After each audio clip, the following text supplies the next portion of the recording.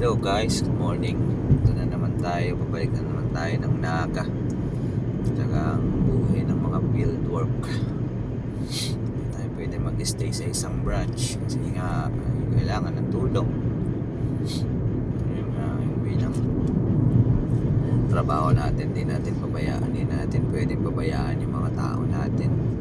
Kailangan talaga supportan natin sila hanggang sa ibigay natin yung best para masuportahan sila.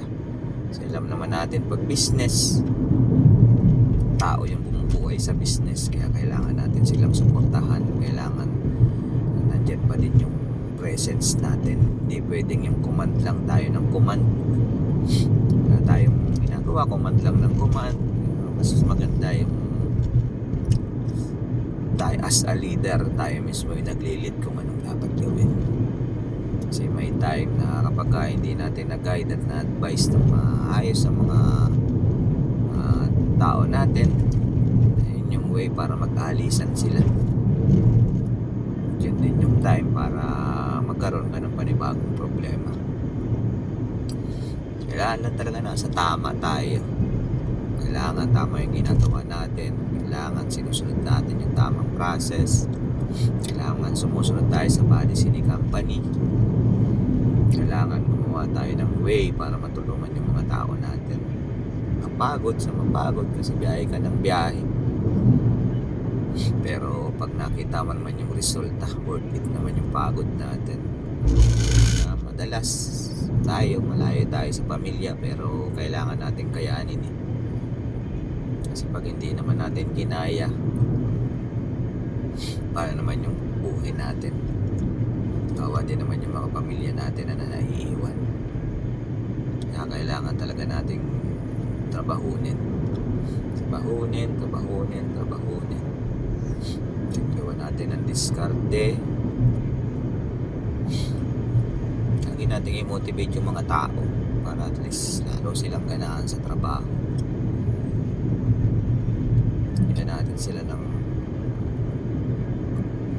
i-event sila nga sa leader. Kailangan mo kasing i-duplicate kung ano yung ginagawa mo. Kailangan ng proper guidance sila. Madalas kailangan din naman natin magpahinga. Kailangan din natin i-set aside muna yung trabaho. Kailangan tanggalin natin yung stress kasi mahirap pagka nagkasabay-sabay. Ang punta na natin yan, punta na tayo sa dapat natin pupunta.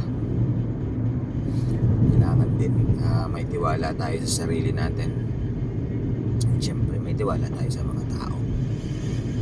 Ayan, biyahe na naman ako guys. Nandito na naman ako guys. Biyahe na naman Panaga. Almost 2 hours to 2 hours and 30 minutes na biyahe. Mapagod kasi gugusin ka ng umaga. Pwedeng, yun nga, may meeting kami ngayon. Kailangan nasa office ka para mag-attend ng meeting kasi alam mo naman, nagalitan tayo ng mga boss natin. Nilalaban naman tayo ng target, yung mga targets. Pagdating lang sa presyo, sana naiintindihan yun ng mga tao. Sila nga, isip nila lang, client lang.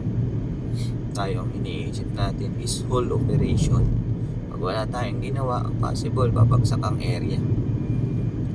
Yan, sila, nagmumotor sila pero nararamdaman nila na mabigat na din kasi siyempre kailangan nila magbiyahe para sa pamilya.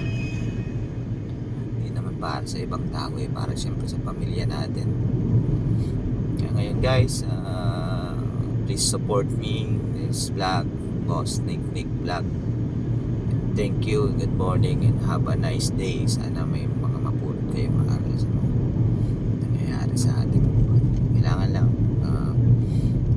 sunod lang tayo dun sa process and gawin natin yung best natin and wag tayong mapagod, laban lang.